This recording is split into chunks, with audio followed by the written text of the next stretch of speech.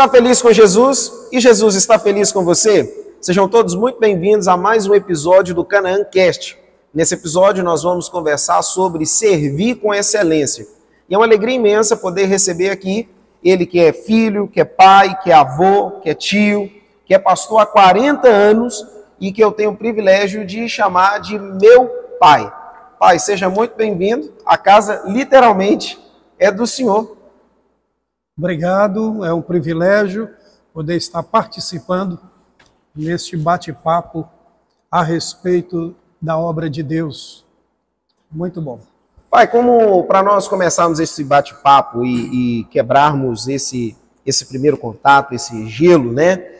Lembrar você que nos assiste, para você estar se inscrevendo no nosso canal, estar acompanhando a família Canaã nas redes sociais e, principalmente, comenta bastante, compartilhe aí com seus amigos, com os seus familiares, que esse vídeo possa chegar ao maior número possível de pessoas. É uma alegria tê-los aqui. Pai, sobre servir com excelência, quando o senhor teve a convicção que foi chamado e separado para servir? Eu ainda era criança, aos 13 anos de idade, quando eu via o pastor, meu pastor pregando, coração ardia, e aquela vontade de estar no lugar dele, pregando também, e no mais, vários sonhos, e acredito eu piamente que eram sonhos dados por Deus, eu com a Bíblia aberta na mão e pregando o Evangelho. E aos 15 anos de idade, eu compartilhei com minha mãe, dizendo que esse desejo queimava a minha alma, e ela me disse, eu já sabia, Deus já havia falado comigo. Então é interessante que minha mãe era uma das responsáveis pelos cultos de oração na terça-feira na igreja, no porão da igreja, e o Senhor já havia falado com ela. Ao compartilhar com o pastor disse, olha, no momento certo a senhora passa para ele. Então, aos 15 anos isso aconteceu. Aí para mim veio a confirmação daquilo que Deus tinha para a minha vida, que é a minha chamado vocacional para o ministério pastoral. Mais interessante que esse chamado ministerial, para quem não sabe, o pai é o filho mais velho de quantos irmãos? 7. O total, contando todos? Mais velho de 7. De 7. Né? Era para ser 8, mas o segundo partiu quando eu tinha 2 anos, ele tinha 1. Então não o conheci. Mas até que chegue esse chamado vocacional, e principalmente até que chegue aos 15 anos, vale a pena destacar a tamanha responsabilidade em servir dentro de casa. Né? Eu me lembro de ouvir, principalmente minha avó contando que o senhor limpava o sapato do meu avô, o senhor ajudava a olhar as minhas tias, e como que era esse servir em casa até esse despertar espiritual. Interessante, eu sendo o filho mais velho, criado dentro de casa, e eu me lembro que aos 12 anos eu quis trabalhar, e nem meu pai nem minha mãe queriam, né? Então, devido à insistência, eles permitiram. Então, eu tive meu primeiro emprego, foi numa fábrica de calçados, no bairro de Lourdes, né? Na rua 7. Muito bem. Pelo fato de eu ser o filho mais velho e minha mãe ter sido camareira, ela gostava de lavar roupa, mas não gostava de passar. Sendo assim, ela me ensinou a passar roupa. Então, quem passava trouxas de roupa lá de casa era eu. E naquele tempo, minhas irmãs usavam aqueles vestidos e saias. Antigamente falava prega, né? Não se fala isso mais. E era difícil, porque era ferro à brasa. Ferro à brasa, um pouquinho pesado.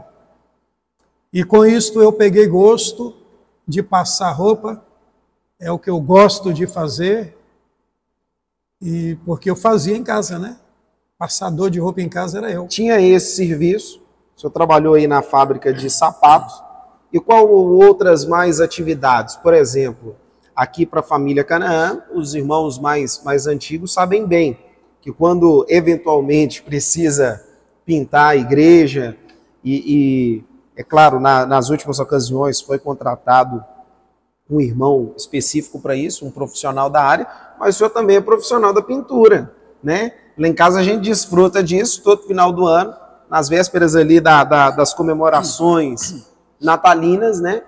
Nós temos uma reforma que passa na casa do pai e da mãe, que é onde o pai ele pinta a casa toda, pinta o portão, pinta o muro, além dessas outras. Esse serviço na sapataria, quais outras atividades o senhor exerceu? Para quem ainda não conheceu esse outro lado antes do ministério. Até porque nós estamos falando só de ministério, 40 anos pastoral. Aí tivemos quanto tempo de evangelista, pai? 3 anos como evangelista. Mas antes, com 12 anos de idade, eu comecei a trabalhar na fábrica de calçados, né? E aos 13 anos eu tive o privilégio de ter a minha própria caixa de ferramenta e a minha parte, né? A minha banca. Não pude continuar devido ao cheiro forte da cola, né? Começou a me fazer mal. Então saí dali e fui trabalhar com meu tio. Meu tio, ele era pintor e ele tinha 12, 15 homens que trabalhava para ele. E eu era o mais novo. Com ele eu aprendi a profissão de pintura, né? De casa.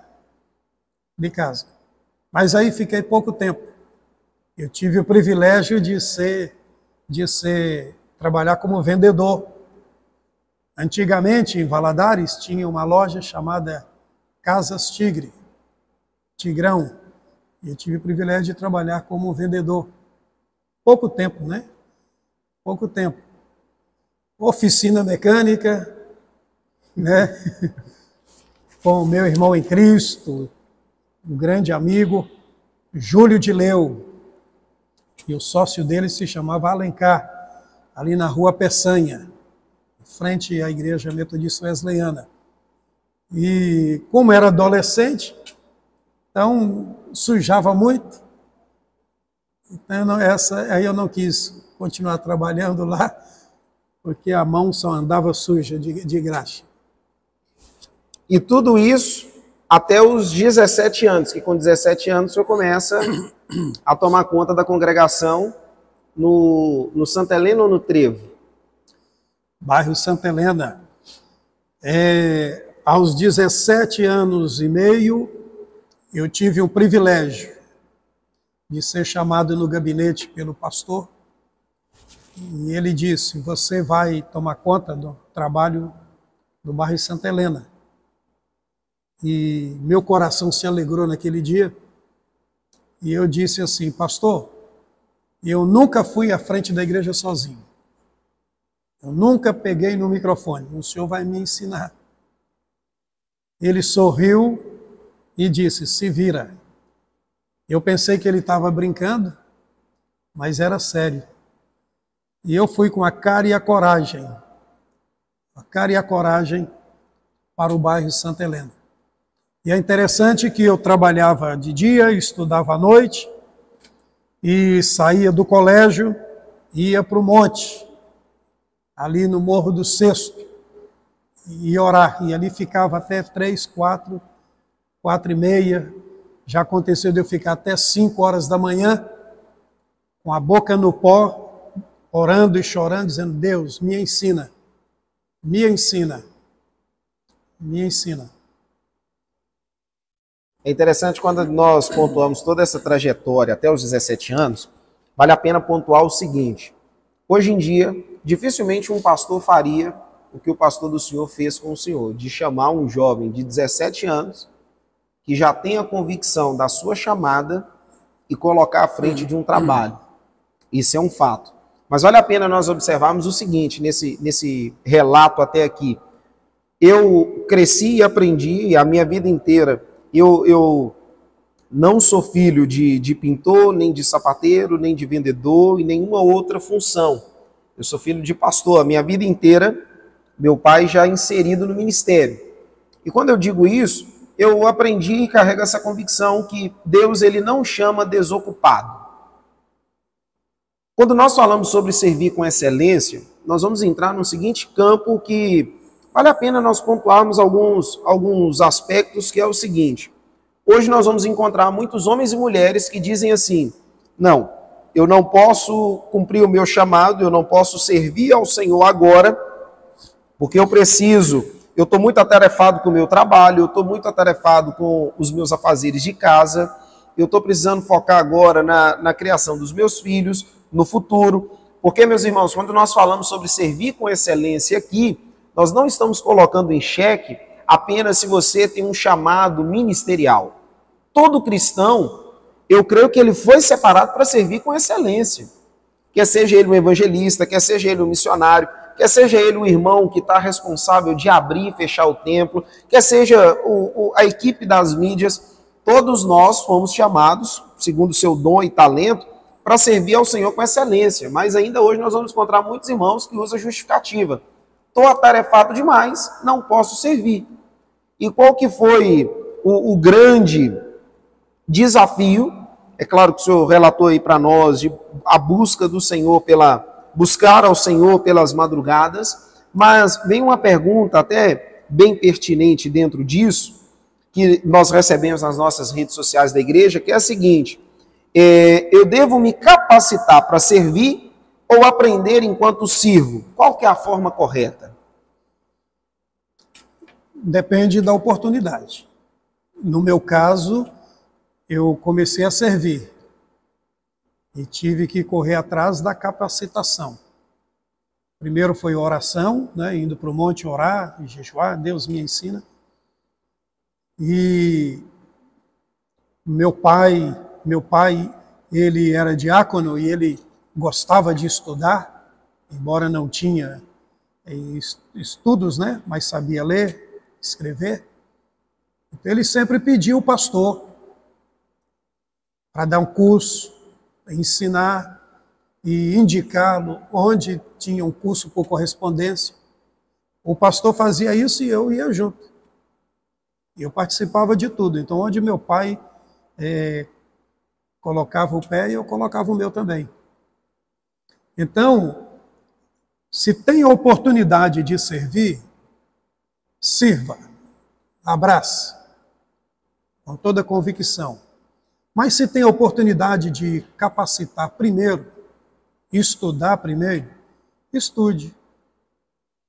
Não são todos que vão para a obra primeiro, ou recebem uma oportunidade de liderança, ou de cumprir alguma tarefa primeiro, para depois capacitar. O fato é que os dois caminham juntos. Eu posso até afirmar que esta capacitação é a vida toda. Exemplo, não é porque eu me formei no seminário em 1985, em dezembro, que eu não parei de estudar.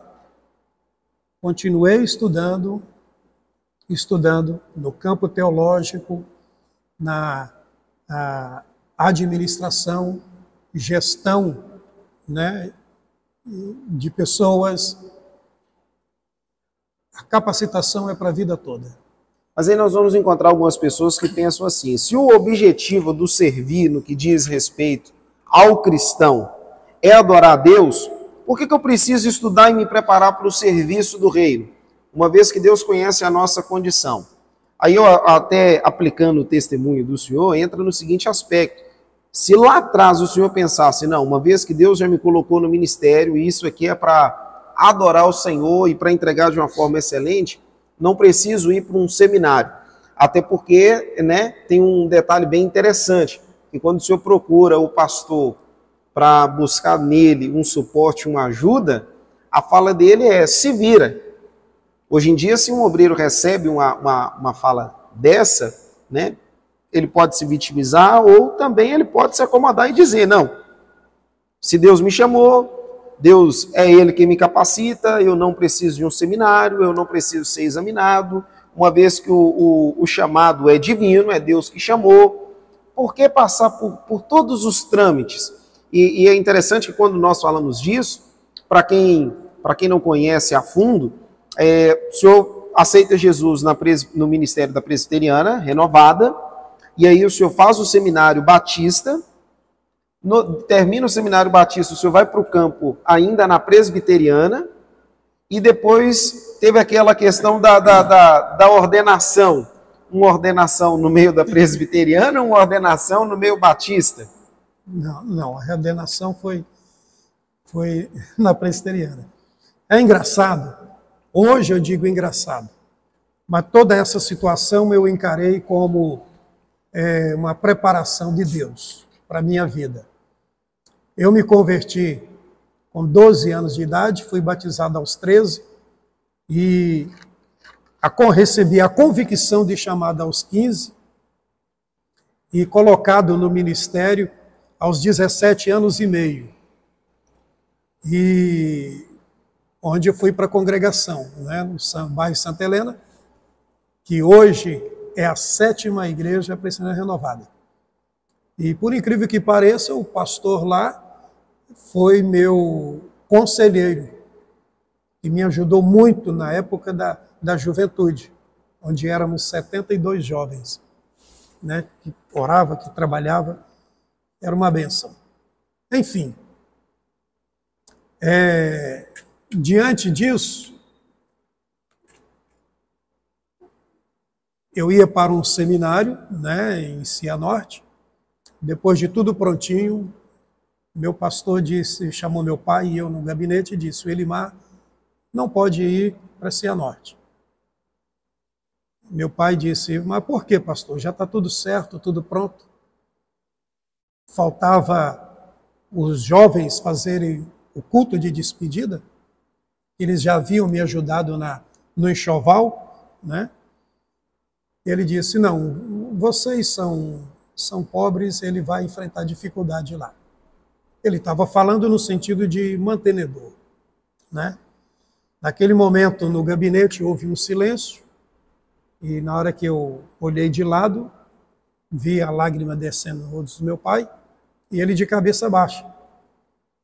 Então, naquele momento ali, eu passei a me preocupar com ele, a vida espiritual dele, né? E passei a orar: Deus, não deixa meu pai morrer na fé. Coloca alguém no caminho dele para cuidar dele. E Deus colocou o pastor Valdir Fabrício, da Metodista Wesleyana do bairro Jardim Pérola, que tinha uma congregação perto da nossa casa. Então ele acolheu meu pai e disse assim: olha, o dia que o senhor se sentir curado, restaurado, volta para a sua igreja. Um ano depois, isso aconteceu. Meu pai procurou o pastor Valdir Fabrício e disse: eu quero voltar para a minha igreja. E ele voltou. E ficou até o final da vida dele. Nesse meio tempo,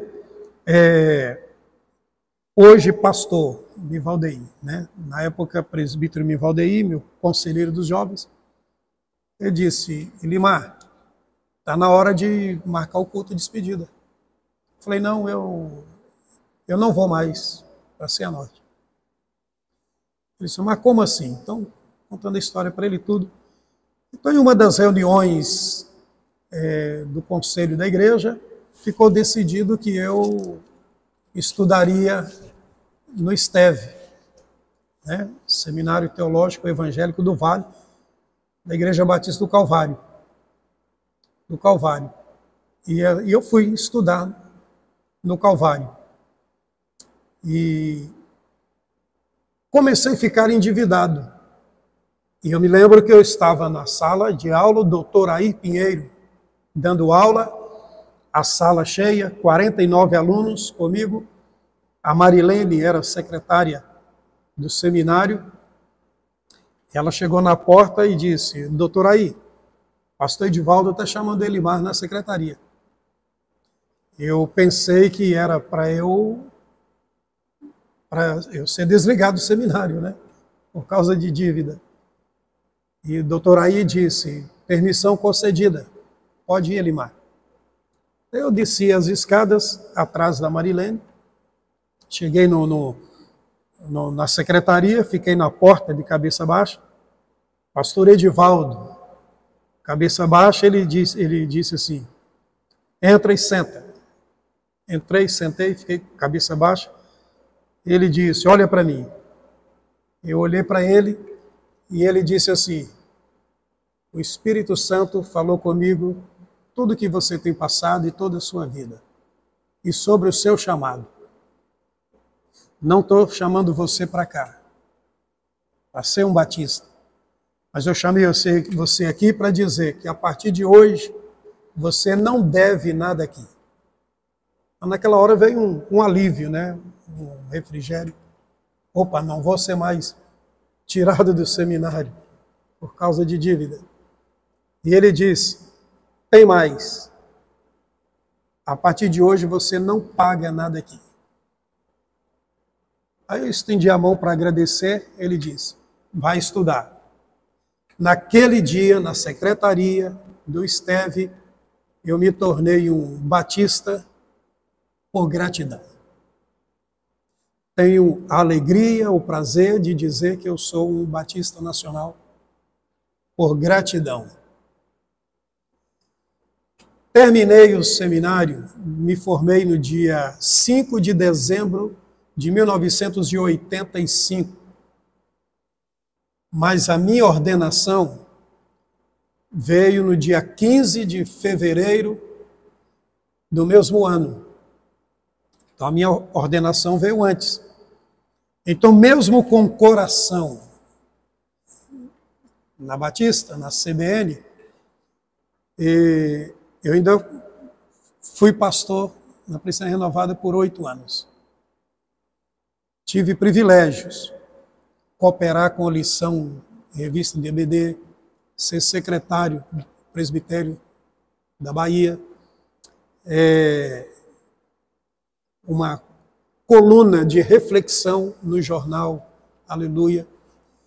Então, o meu início, o meu começo, né, minhas experiências, a minha conversão, eu sou grato a Deus pela Presbiteriana Renovada. A igreja é uma bênção. E sou grato a Deus pela Convenção Batista Nacional, através da Igreja Batista do Calvário, que me deu o seminário, me abençoou. E no meu coração passava: eu tenho que retribuir. E a maneira que eu encontrei de retribuir o que eu recebi quando mais eu precisei, eu entendi que foi através do meu trabalho. Foi através do meu trabalho. E assim eu vim para cá e estou até hoje. O interessante de toda essa trajetória é que desde o princípio não foi difícil servir com excelência, mesmo em meio às dificuldades e às diversidades. Porque hoje é muito fácil nós olharmos e vermos um pastor de 40 anos de ministério em uma igreja tão linda e abençoada como é a família Canaã, e tem gente que pode pensar: não, foi fácil, foi colocado ali, aconteceu de repente. Há quem possa pensar que, do nada chegou ali. E é interessante lembrar, teve todo esse trajetório de serviço e de repente teve a passagem, o primeiro campo em Nanuque, um lugar que até então o senhor não conhecia, nunca tinha ouvido falar. De Nanuque muda para uma realidade totalmente diferente, que foi Contagem. De Contagem tem o retorno, tem Ipatinga, depois tem o retorno para Nanuque, depois de repente em Nanuque há a transição maravilhosa, Catugi. E que eu sou extremamente grato, porque diferente do meu pai, eu sou batista nacional por gratidão, por legado, por herança e por nascimento. É claro que tem um carinho, né, pela presbiteriana renovada, que, queira ou não, faz parte do meu berço, da minha base, mas de uma maneira toda especial por ser batista nacional. Acontece essa transição, e o engraçado é que essa transição e essa chegada para a convenção, para ser de fato batista, ela vem com uma proposta na maneira a qual o senhor queria servir, né? O pastor Borges faz a seguinte proposta: se o senhor queria ser diretor do seminário em Teófilo Otoni ou servir em Catugi. E as condições de servir em Catugi, o senhor também não fazia a menor ideia de como era Catugi, de como estava o campo. E o que levou o senhor a tomar aquela decisão? E como foi servir em Catugi, desbravando ali o campo? Permita-me voltar um pouquinho atrás, no tempo do seminário. É que no meu primeiro ano do seminário, morávamos perto do antigo SAI, e como o meu pastor havia me dado a oportunidade de tomar conta da congregação do bairro Santa Helena, eu trabalhava o dia, estudava à noite, do colégio eu ia para o monte orar, buscar de Deus sabedoria, graça e tudo. Depois que eu me firmei no ministério, eu cheguei no seminário, chegando no seminário, no meu primeiro ano no seminário, 1983, eu falei, olha, eu não vou para o monte hoje. Eu trabalhava o dia, à noite ia para o seminário, do seminário ia para o monte. Eu estava na congregação, fim de semana. E eu disse assim, foi numa quarta-feira, eu disse, eu não vou para o monte hoje. Hoje eu vou orar em casa. Cheguei em casa, fiz um lanche e fui para o meu quarto. Meus pais já estavam dormindo. Eu apaguei a luz, dobrei meu joelho e fui orar.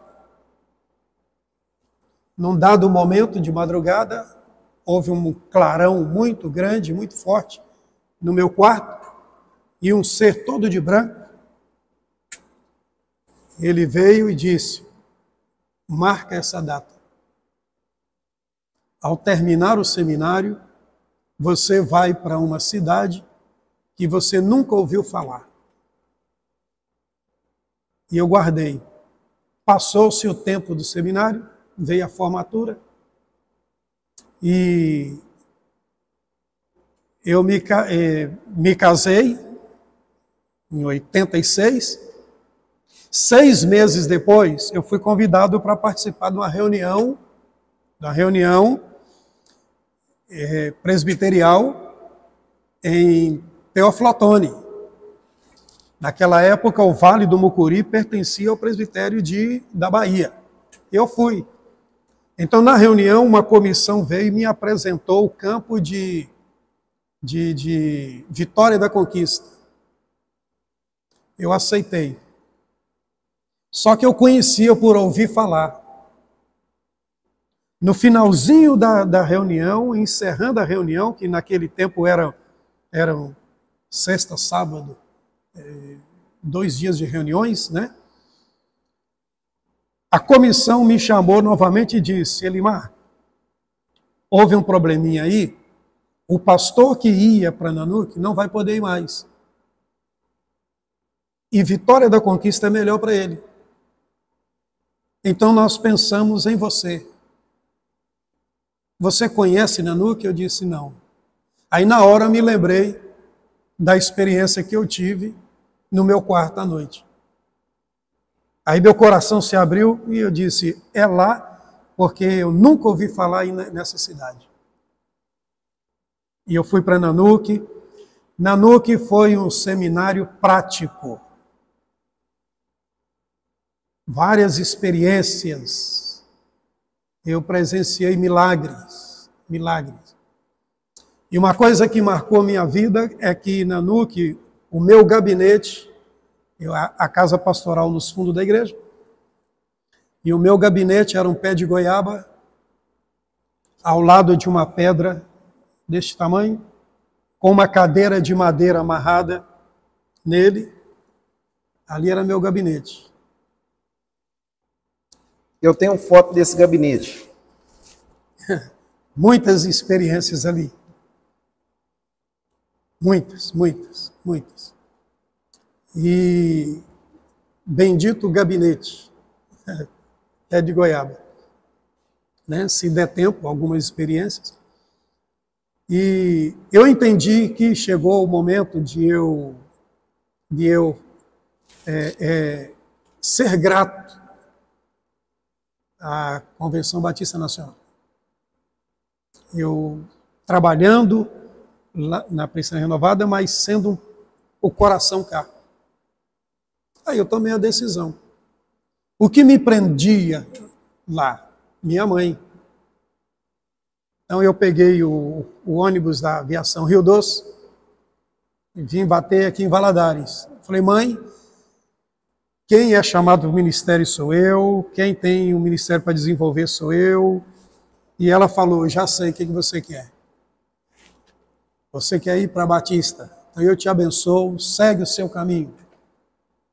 Peguei a aviação Rio Doce, voltei para casa, entreguei a igreja, agradeci pelo cargo que eu tinha no presbitério, agradeci tudo pela ordem, né? Tudo pela ordem, tudo direitinho. E cheguei em casa e falei com sua mãe, estou desempregado. Ela disse, e agora, o que nós vamos fazer? Falei, ó, Deus proverá. E já tinha Aniele e Sueli. Deus proverá. O meu amigo, pastor Adilson Alves, pastor na igreja lá em Santa Maria do Salto, no Vale de Jequitinhonha. Ele era evangelista. Batista do Calvário de Teoflotone tinha uma congregação em Nanuque. E nós fazíamos parte do conselho de pastores da cidade. O Adilson ficou sabendo que eu tinha entregado a igreja e falou, olha, foi na minha casa e falou, meu amigo, aqui você não vai passar necessidade. O que eu comer, você vai comer também. Eu vou dividir minha feira com você. Ele falou, ele fez. E ele chegou para mim e disse assim, umas 2 semanas depois, pastor, o meu pastor falou que é para o senhor ir até o Teoflotone domingo. Eu fui. Chegando lá, o pastor José Ribeiro Borges me recebeu e me pôs para pregar domingo de manhã e domingo à noite. Quando foi à noite, ele, depois do jantar na casa dele, me levou na rodoviária e colocou um envelope no bolso do paletó. Então, dentro do ônibus, veio a curiosidade. Quando eu pego e olho, uma oferta grande. Uma oferta grande. E eu entendi que eu estava tomando a decisão certa. Decisão certa. Cheguei em casa todo alegre, feliz e tudo. Na semana seguinte, o pastor Adilson chegou e disse, ó, meu pastor falou que é para o senhor voltar, mas levar a sua esposa. Aí nós voltamos. Então estou resumindo, né? Resumindo, porque afinal de contas são 40 anos, né? Dá um livro dessa grossura. Eu voltei com o Niete. Só que não era para eu pregar. Era uma assembleia extraordinária para nos receber. Eu falei, pastor, é a segunda vez que o senhor me vê. A primeira vez que o senhor vê minha esposa. Já para nos receber, ele falou assim, Deus erra, Deus engana, Deus confunde, Deus falou comigo tudinho sobre seu ministério, a sua vida e tudo. Eu sei o que eu estou fazendo. Então, naquela manhã, me recebeu como membro, eu e minha esposa como membros da Igreja Batista do Calvário, Teoflotone, e veio logo dizendo, vocês não vão embora hoje. Amanhã, eu vou levar vocês em Catugi, 100 quilômetros daqui. É uma congregação pequena, eu preciso de um obreiro lá.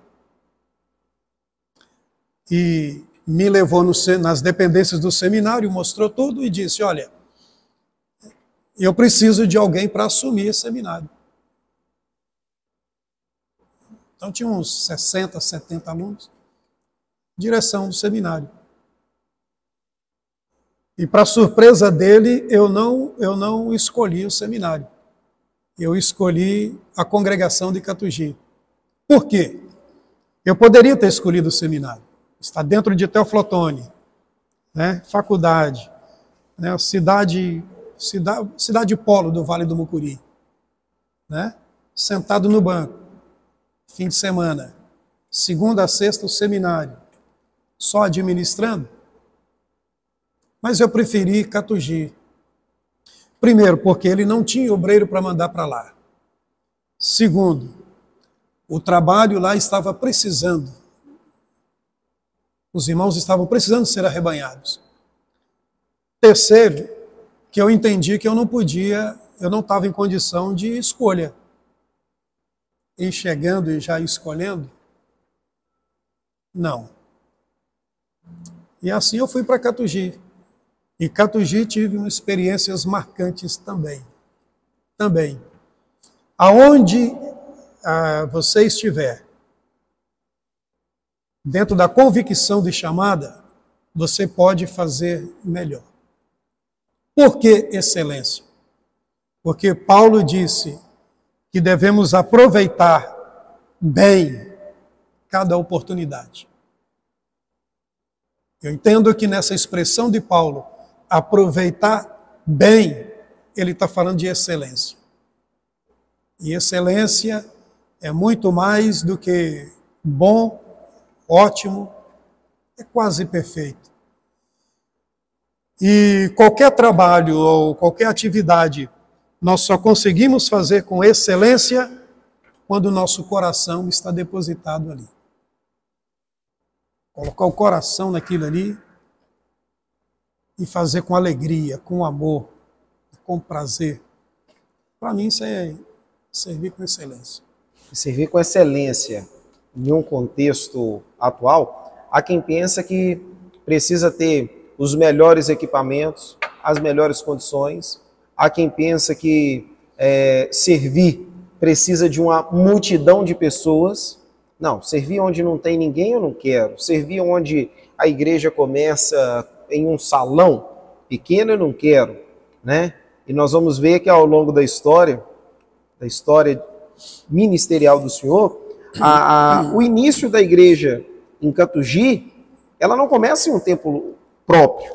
O início ali em Ipatinga, quando o Senhor chega para pastorear Ipatinga e início já tendo Niele e Sueli, nós vamos encontrar o pastor que antecede o Senhor, ele com desejo no coração de levar a igreja na justiça, porque não vinha recebendo. E algo que nós temos como convicção, nós não servimos por conta da condição financeira, nós não servimos por aquilo que ganhamos ou por aquilo que podemos ganhar, mas de fato é por uma convicção pessoal. Então, servir é uma decisão, é uma escolha. E tomar essa decisão de servir em contextos desfavoráveis, na visão do Senhor, qual tem sido o maior desafio é claro, nós não podemos generalizar, mas a dificuldade que temos de encontrar pessoas dispostas a servir com excelência. Porque parece que hoje, quem quer servir com excelência é a minoria. Por exemplo, um obreiro que está começando, ele não quer pregar num culto semanal. ele quer o domingo à noite. O domingo à noite é mais prestígio, tem mais gente. Me lembro de uma ocasião de um obreiro procurar o senhor e dizer, olha, se o senhor souber de um campo, eu estou à disposição, seja onde for, eu vou servir e fazer a obra do Senhor. E até aí a fala dele estava boa, até que ele vira e fala, não, por qualquer 10 salários mínimos, pode me mandar que eu vou. Eu fico pensando assim, poxa vida, meu pai sabendo de um campo nessa condição, manda eu. Até eu ia querer, né? E não é sobre isso. Por que esse número de pessoas que querem servir com excelência parece ser a minoria?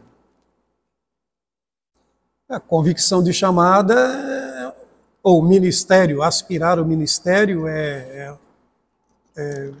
Paulo diz que é excelente coisa, excelente obra deseja.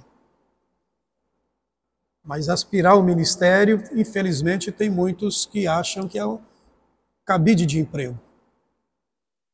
O ministério pastoral não é um cabide de emprego. Não é um meio de ficar rico, de se enriquecer. O ministério pastoral não tem essa finalidade. A vocação é cuidar de pessoas. Nada melhor do que a gente ter essa convicção de que está no lugar certo, fazendo a coisa certa, na hora certa.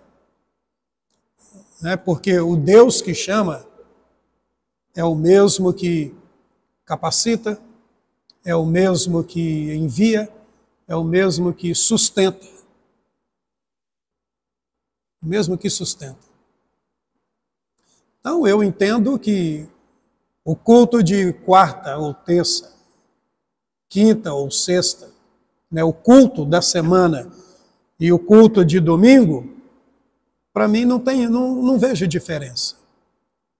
Porque o culto em si é a adoração a Deus. Né? A diferença é que no domingo tem mais pessoas. E na semana tem aqueles que estudam, trabalham, estão impossibilitados de congregar. E tem outros também que podem estar no meio de semana, mas não vão, né? Enfim, no domingo, todo mundo está disponível para estar no culto. Quando nós falamos essa questão só pegando um gancho nessa fala do senhor, há uma grande dificuldade também no servir com excelência, e que aí até deixar um cenário mais amplo para o senhor falar sobre, a maioria, principalmente no meio pastoral, enfrenta uma dificuldade no servir, e nós podemos até aplicar não só no meio pastoral, mas também no quesito liderança. A pessoa se dedica ali a servir com excelência ao Senhor e faz um excelente trabalho, mas nós vamos encontrar o cônjuge talvez não serve na mesma intensidade, no mesmo nível ou na mesma caminhada, ou talvez são pessoas que servem a Deus com excelência, mas que os filhos não servem a Deus, que os filhos crescem e quando vai para uma faculdade ou quando atinge a maior idade, se desviam dos caminhos do Senhor. E eu louvo a Deus por tamanha bondade e misericórdia do Senhor sobre a nossa casa. Eu sou o mais novo, o caçula lá de casa, mas tanto eu como minhas irmãs, nós não nos desviamos da palavra, não nos desviamos do caminho do Senhor. E algo que muito foi pelo fato de que o pastor que eu via na igreja, na quarta, na sexta e no domingo, eu via também de segunda a segunda dentro de casa. Eu via jogando bola comigo, eu via me levando para o treino, eu via brincando comigo dentro de casa, eu via assistindo o filme do Mazzaropi, do Jack Chan, tendo um momento em família. Eu via pelas viagens de termos os nossos momentos. Para mim, essa nossa conversa é semelhante às conversas que sempre tivemos pegando na estrada e batendo papo e ouvindo os hinos dos mais diversos gêneros. Mas como conciliar a vida pessoal, a questão familiar com o servir com excelência? O pastor, no caso do pastor, ele é pastor 24 horas. Né? 24 horas. Então, falando por mim, eu sou pastor 24 horas, não tenho como eu falar assim, opa, eu vou separar aqui 3 horas aqui para eu ser uma outra pessoa. Não consigo fazer isso.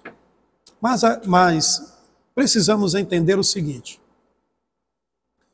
eu sempre criei, né, meus filhos com o seguinte ensinamento, lá na igreja é meu local de trabalho e lugar para vocês congregarem.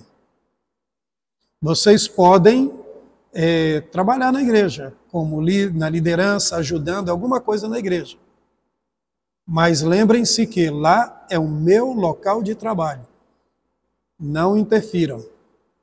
Segundo, não levar problemas para dentro de casa. Dentro de casa.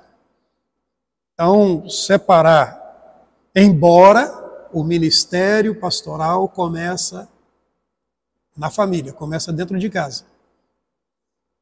Não é fácil você não levar problemas para casa.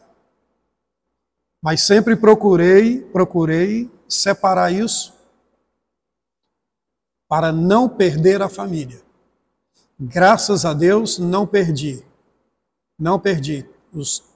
Vocês 3 nasceram do altar, cresceram no altar, viveram no altar e continuam no altar.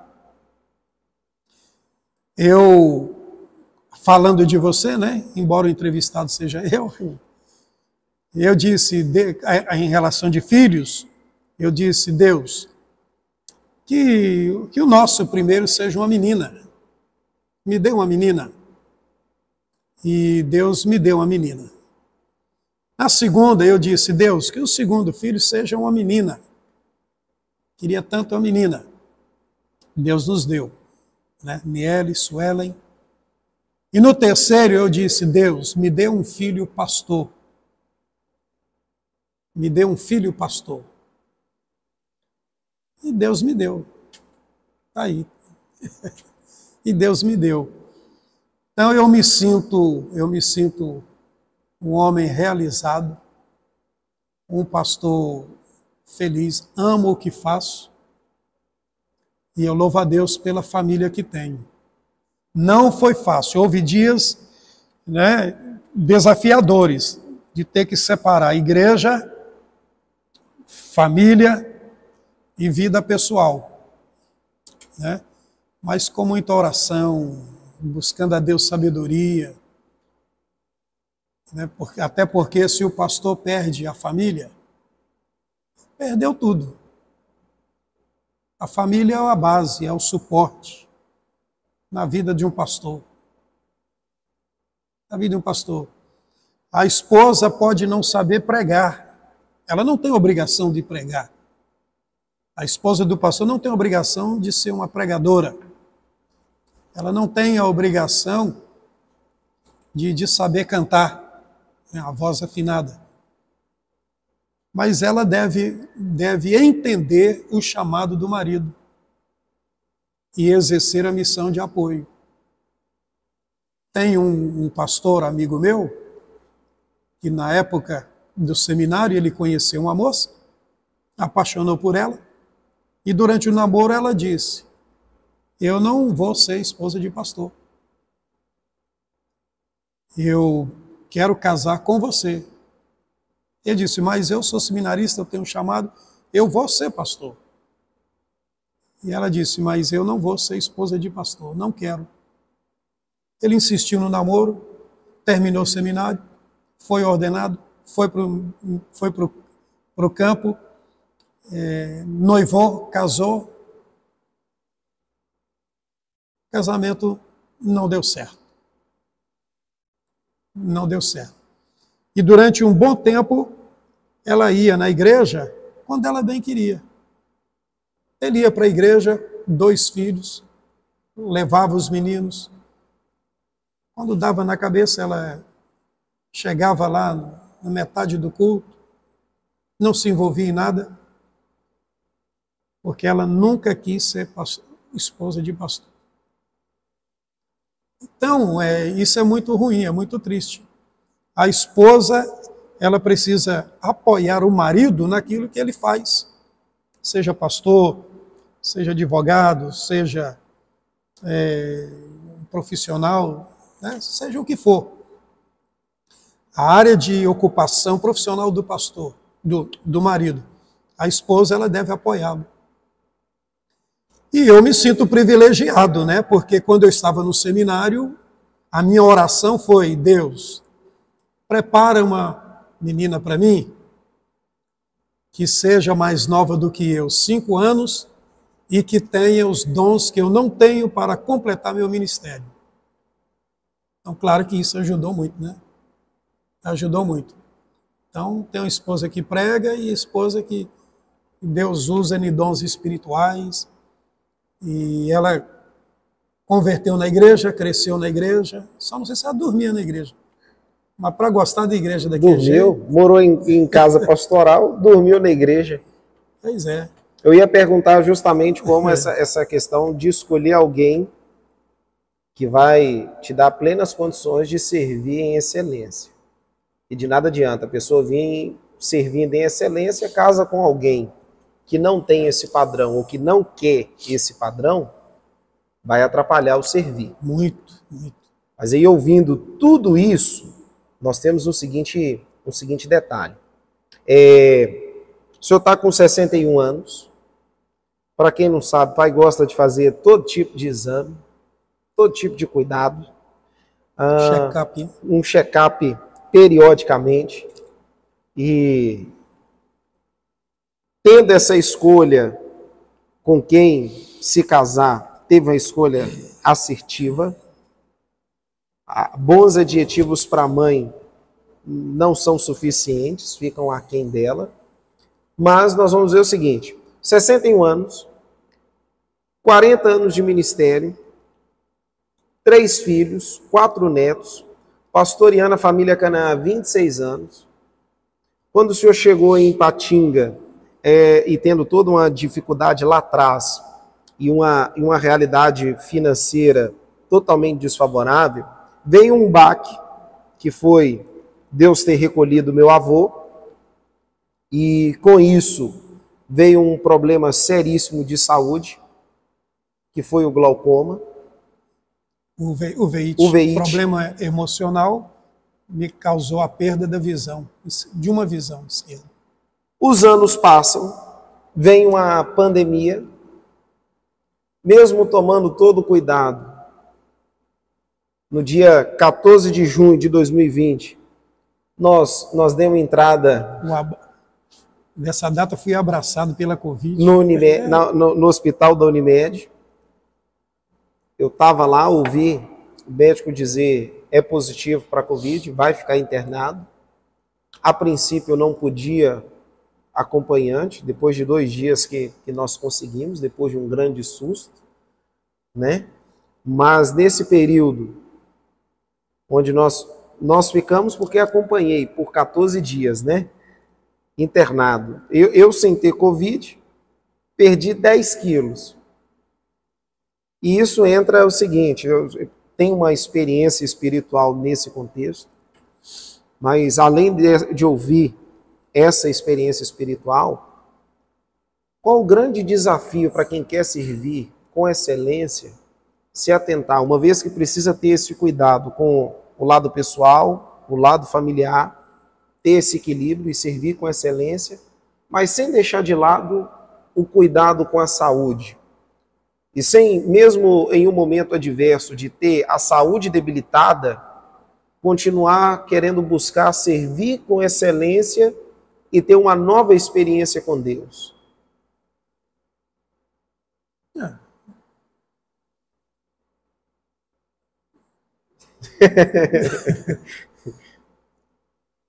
Dá vontade de falar muita coisa, muita coisa. O tempo é todo do Senhor.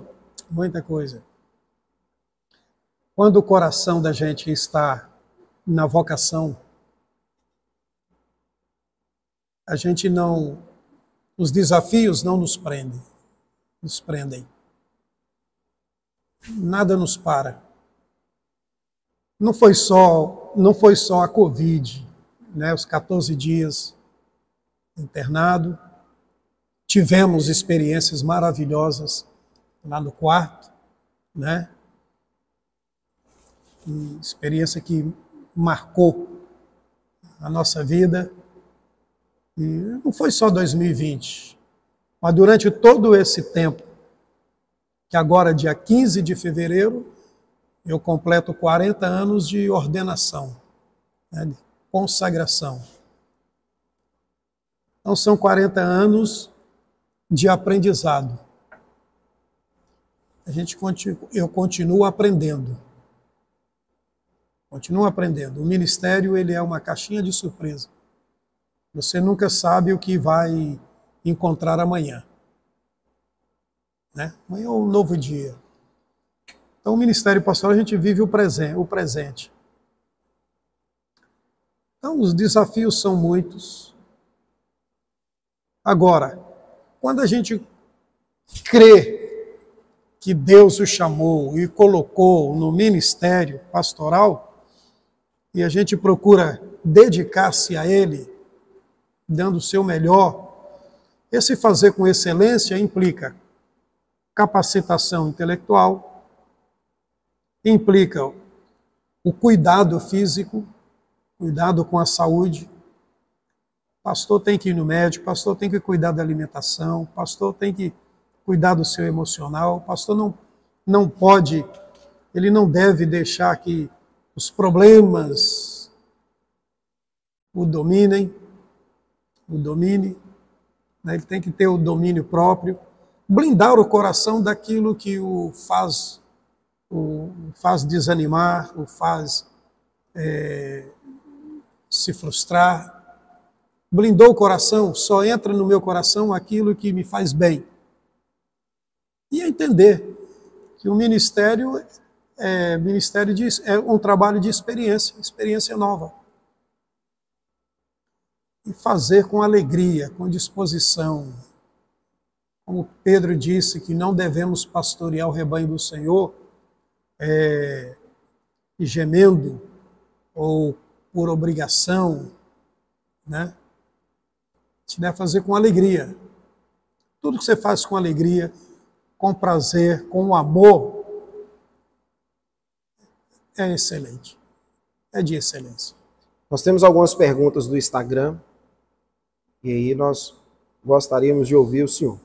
Qual a evidência de um cristão que verdadeiramente serve com excelência? Evidência? A evidência. Uma vez que o cristão ele pode tudo que nós estamos falando aqui não é só aplicado a um pastor, a um líder, mas como saber a evidência? Estou servindo com excelência.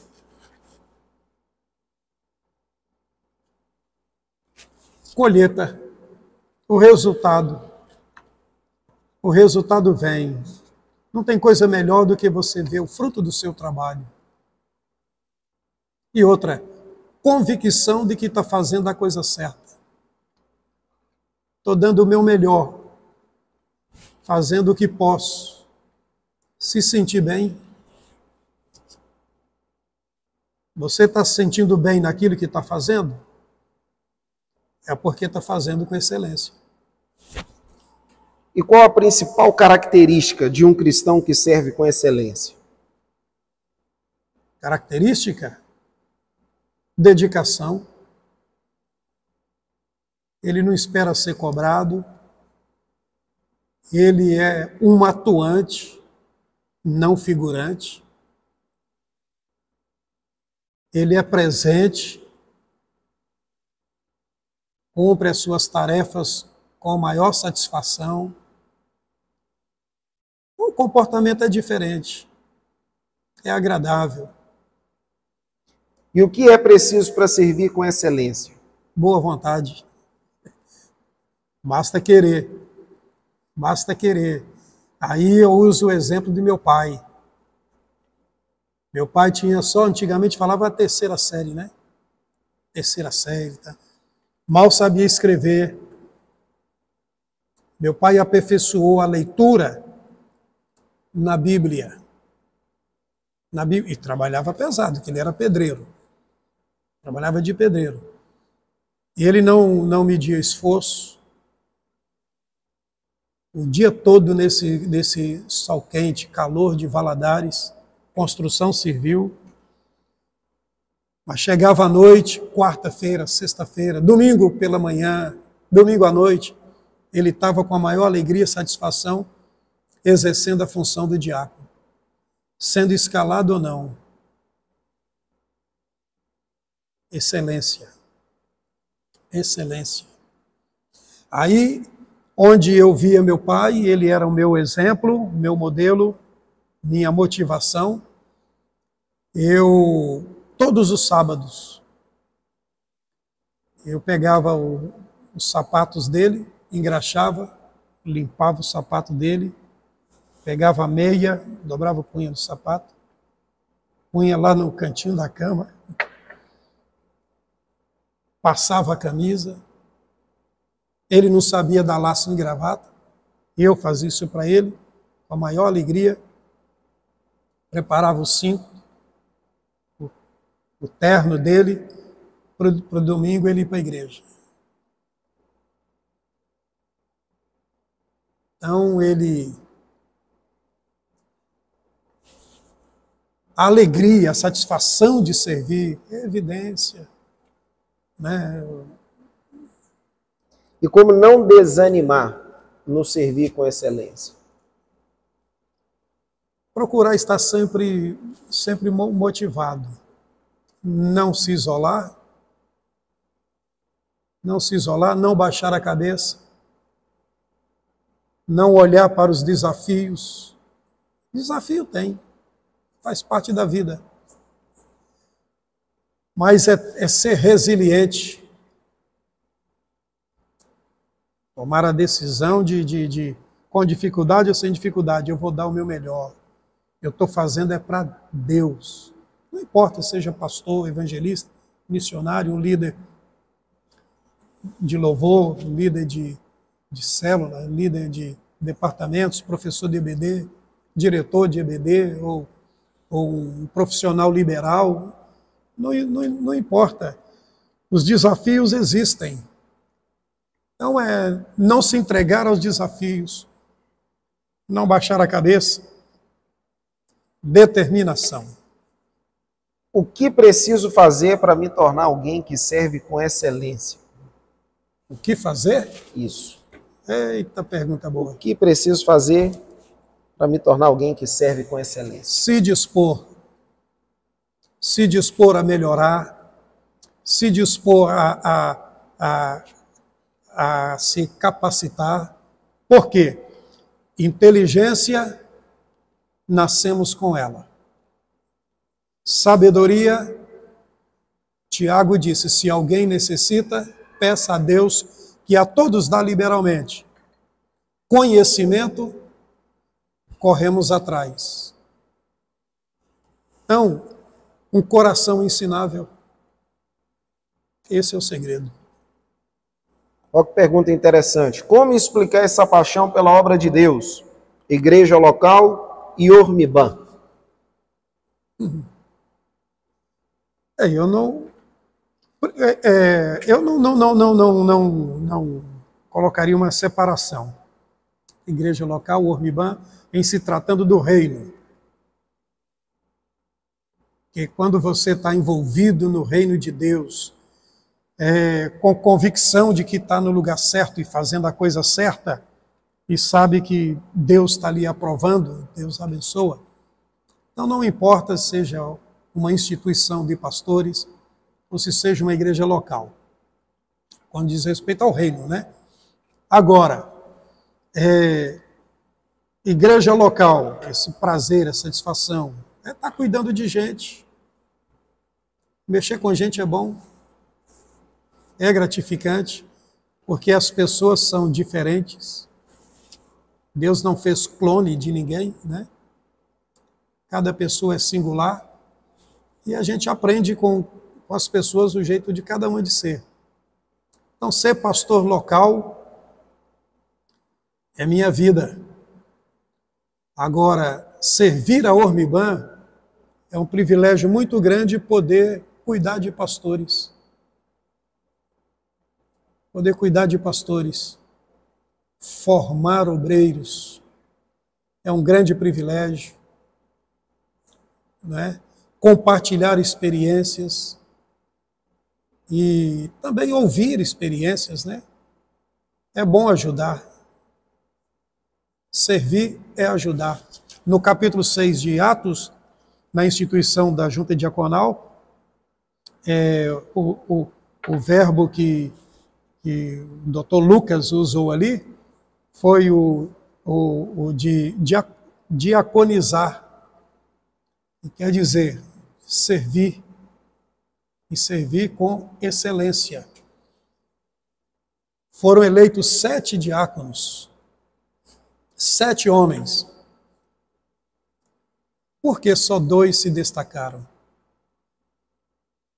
Onde foram parar os outros 5? O que eles fizeram? 2 se destacaram, Estevão e Filipe. Estevão e Filipe, o verdadeiro exemplo de quem serve com excelência. Não importa a circunstância, não importa o local, não importa o momento. Vamos de indicação, então, para quem deseja servir bem? O que o senhor poderia indicar para quem deseja servir com excelência? Em que área? Em todas as áreas, mas vamos focar, uma vez que nós temos o CFO e o Seminário de Capacitação Diaconal, né? No que diz respeito ao reino, vamos começar pelo reino, então, né?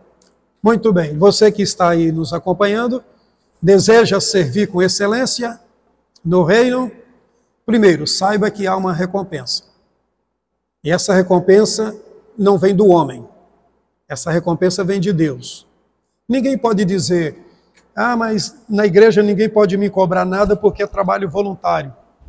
Entenda uma coisa, quando vem nas suas mãos a oportunidade de fazer alguma coisa, entenda, não é voluntário, Deus já te recompensou. Segundo, Deus não fica devendo nada a ninguém. Então, o nosso Deus é Deus de recompensa. Muito bem. Segundo, qual é a área? Se você quer servir com excelência na sua igreja, como líder ou auxiliando o seu pastor, nós temos o CFO, Curso de Formação de Obreiro. Inclusive tem uma linda história, né? O CFO tem uma linda história, nasceu em Catugi. Nós temos este curso gratuitamente, duração de 10 meses, fevereiro a novembro, 2 dias na semana, segunda e terça, está aqui o nosso diretor. Você quer ser um diácono, ou você é um diácono na sua igreja? Você é atuante ou figurante? Figurante é aquele que assume a posição, mas não sabe qual é a sua área de atuação, o que pode fazer e o que não pode. Atuante é aquele que cuida bem da sua responsabilidade e ele sabe quais são as suas áreas. Para isso, nós temos o Seminário de Capacitação Diaconal, cujo tema é o servir com excelência. Quer ser pastor? Então nós temos o Seminário Esteve, onde nós estudamos, e eu tenho uma gratidão muito grande. E nós temos também SEBENG, Seminário Batista do Estado de Minas Gerais. Lembre-se que a capacitação depende de você. O conhecimento depende unicamente de você. É você correr atrás. Para nós caminharmos para a nossa conclusão, nós temos um quadro em poucas palavras. E aí eu vou dizer um nome, alguém, um local. E em poucas palavras o senhor tem liberdade de dizer o que vem no coração. Vamos lá então? Bora. Diácono Olegário. Eita, meu pai, exemplo, ele me inspirou a criar o seminário de capacitação diaconal, por causa do seu exemplo, seu testemunho, sua dedicação, sua vida. Exemplo em tudo. Almerinda. Minha genitora, que me fez entender o meu chamado. O meu chamado. Primeiro Deus falou com ela. E ela guardou o momento certo para falar comigo. Ou seja, eu tinha 13 anos quando o Senhor falou com ela. E aos 15, nós sentamos, ela veio, conversou e explicou tudinho. E experiências várias, né? Tive com ela e só agradecer. E Ovanete? Dispensa comentário. A minha companheira idônea, sábia, resposta de oração, quando eu era seminarista, né? Senhor, me dê uma companheira que seja 5 anos mais nova do que eu e que tenha os dons que eu não tenho. É resposta de oração, meu milagre, inclusive amanhã, culto de voto, culto de gratidão pela vida dela, 20 anos de milagre, desenganada dos médicos. Quando o doutor disse para mim, olha, pode preparar que você está perdendo a sua esposa. Cheguei em casa, de madrugada, dobrei o joelho, de madrugada é muito bom. Dobrei o joelho e disse, Deus, eu não estou preparado para ser um pastor viúvo, não estou preparado para ser um pastor sozinho. E eu peço ao Senhor que deixa ela comigo um pouco mais. E lá se vão 20 anos. Lembrando que minha rainha. O amanhã, para vocês, é domingo, tá? Amanhã, quarta-feira. Esse vídeo vai subir no sábado, viu? Então, assim, nós estamos gravando na terça-feira e o culto de gratidão é na quarta-feira, né? Dia 5 de fevereiro. Presbiteriana. Ou seja, 6 de fevereiro. Isso. 6 de fevereiro é o aniversário dela e completaremos 20 anos de milagre, onde Deus a curou e ouvindo o meu clamor, deixando ela comigo. Presbiteriana renovada. O berço da minha fé, onde eu conheci Jesus juntamente com meu pai e minha mãe, e onde tive a oportunidade de entrar no ministério, embora muito jovem, né? Muito jovem, mas é a casa onde eu aprendi os primeiros passos, tanto na fé, na vida cristã, quanto no ministério. Gratidão. Convenção Batista Nacional. Minha paixão, minha casa é onde eu escolhi para ser minha casa de coração. Sou Batista Nacional por escolha, né? Por opção, né? A palavra certa.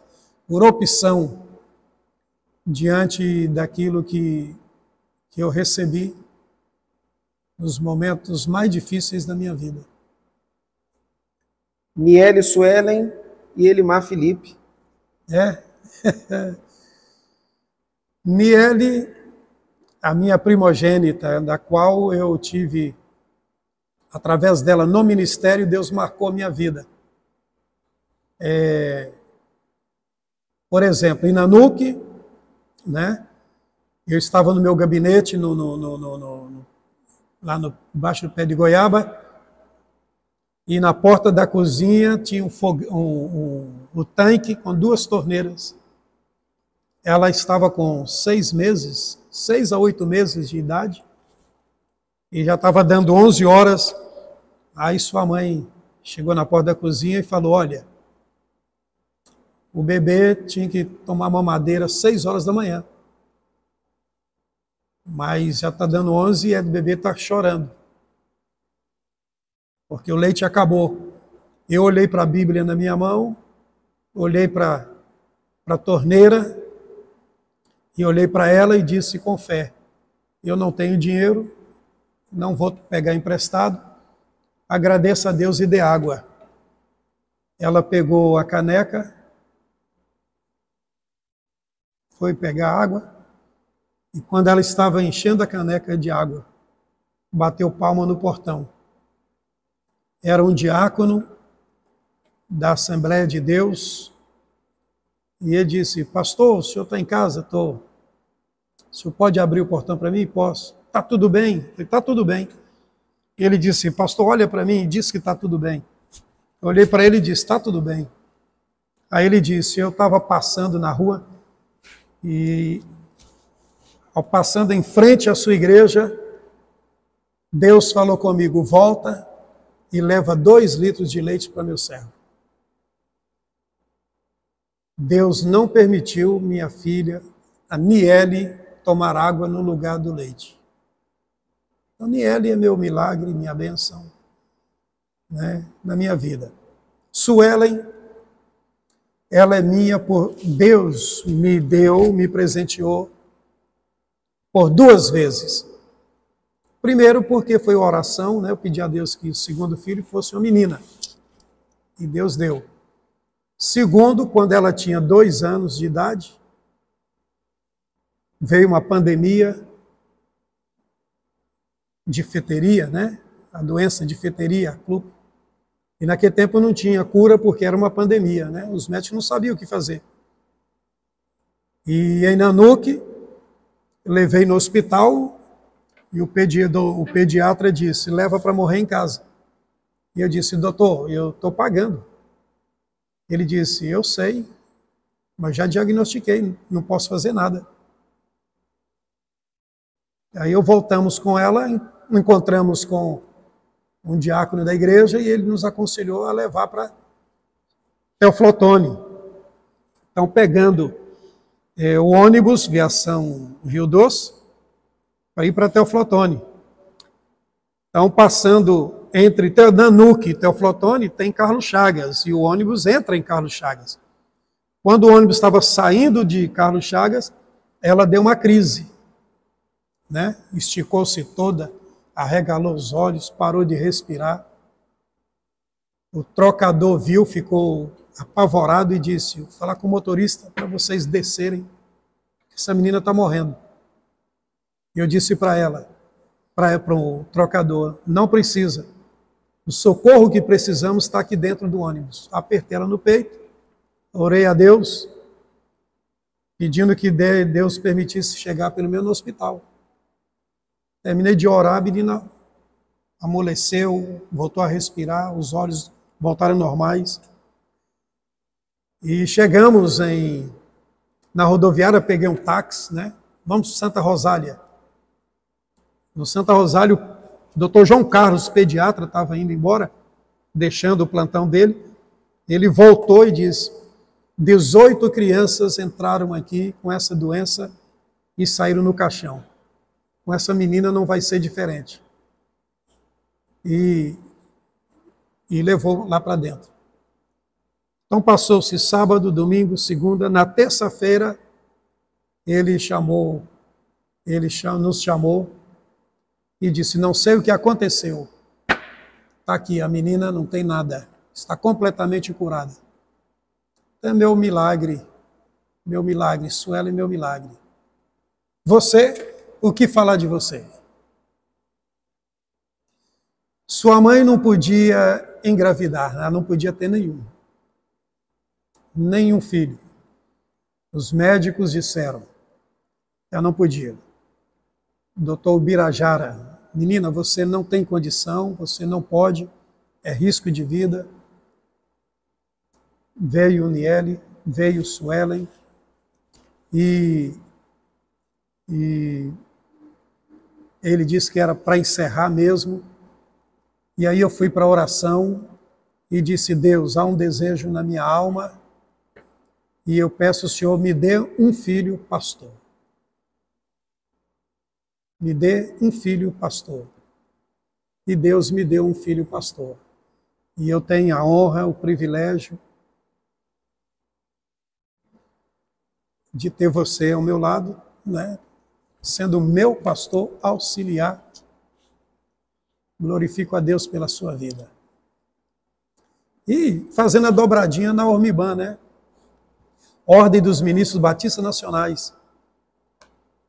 Como primeiro secretário, companheiro na mesa. Então Deus é lindo, Deus sabe como agradar um pai. Presenteando filhos bons. Eu sou um deles. Henrique. Primeiro neto. Apaixonado com esse menino. Bênção de Deus. Vai longe com a simplicidade que ele tem. Alice. Princesinha do vovô. Né? Inteligente, brava. Brava, mas inteligente. Pedro. Pedro, eu sempre digo que é meu milagre. Por que eu digo que é meu milagre? Porque quando eu saí do hospital, 2020, e cheguei em casa, e a gente estava saindo da Covid, né, foi o primeiro neto pós-Covid na experiência de passar pelo vale, literalmente, né, o vale da sombra da morte. Ele veio quebrando esse sentimento, né, esquisito que a Covid deixou, trazendo alegria. E veio um ano depois da alta. Um ano depois da alta.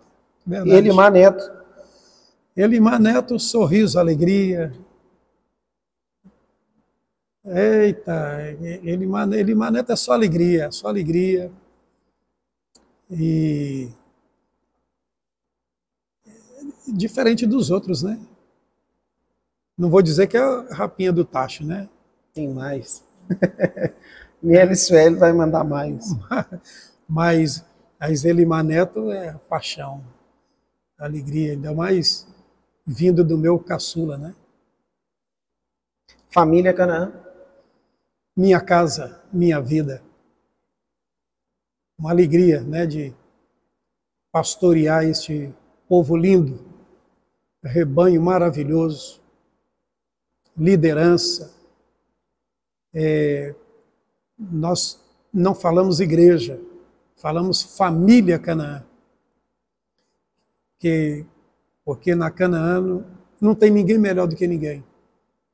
Todos são iguais, todos são importantes, cada um tem o seu espaço no meu coração. Então, minha casa, minha vida. As considerações finais do senhor, para quem nos acompanhou até aqui, um recadinho. Um recadinho do coração é dizer, tudo que vier às mãos, nas suas mãos para fazer, procure fazer com excelência.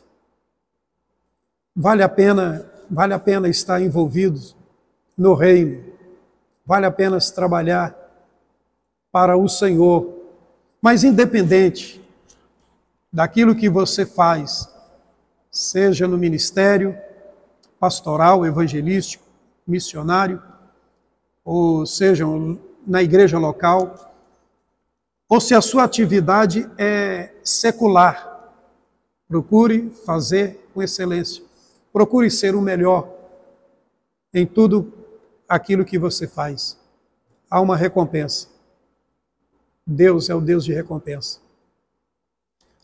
Pai, é um privilégio poder termos essa nossa conversa registrada. É como conversamos, quer seja no gabinete, quer seja no carro, quer seja pelo WhatsApp. E o que eu posso dizer é que, assim como o senhor diz, o homem que toca o tambor, ele não sabe onde o som vai chegar. Enquanto houver um de Paula, enquanto houver, com certeza, Henrique, Alice, Pedro, Elimar Neto, onde estiver um membro, um congregado, um visitante, até mesmo um internauta da família Canaã, e de uma maneira pessoal, enquanto filho, enquanto pastor, eu posso dizer, o Senhor é uma referência para nós de servir com excelência. O mesmo pastor do domingo à noite é o pastor na segunda de manhã, é o pastor que reúne a família, é o mesmo que serve com excelência nas horas difíceis e amargas, é o mesmo que serve com excelência em preocupar conosco em cada detalhe. E a nossa oração é que Deus continue nos concedendo mais tempo, mais vida, mais saúde, para que possamos, de tempo em tempo, poder compartilhar com os de perto, com os de longe, com os de média distância, com aqueles que conhecemos, com os que não conhecemos, que verdadeiramente vale a pena servir com excelência. O Senhor é minha referência, o Senhor é o meu pastor, o Senhor é o meu presidente, o Senhor é meu pai, e tê-lo como meu discipulador é um privilégio. Quero agradecer a cada um de vocês. Acompanhem a nossa igreja nas redes sociais, sede.família Canaã, o Instagram do pai, pr.elimar Ferreira, vai estar na descrição do vídeo, o meu pr Elimar Felipe. Participe conosco. Nos encontramos toda quarta, toda sexta, às 19h30, no domingo, às 9h da manhã, na Escola Bíblica Dominical, e à noite, às 19h30. Nós temos o CFO toda segunda e terça, e servir com excelência é viver aquilo que pregamos e pregar aquilo que vivenciamos. Pode contar conosco, enquanto família Canaã. Nós não somos uma igreja para frequentar, nós somos uma família para pertencer. Espero que você tenha sido edificado com esse episódio e aguardo por você e a sua família nos próximos. Participe conosco, que Deus te abençoe em Cristo Jesus. Amém.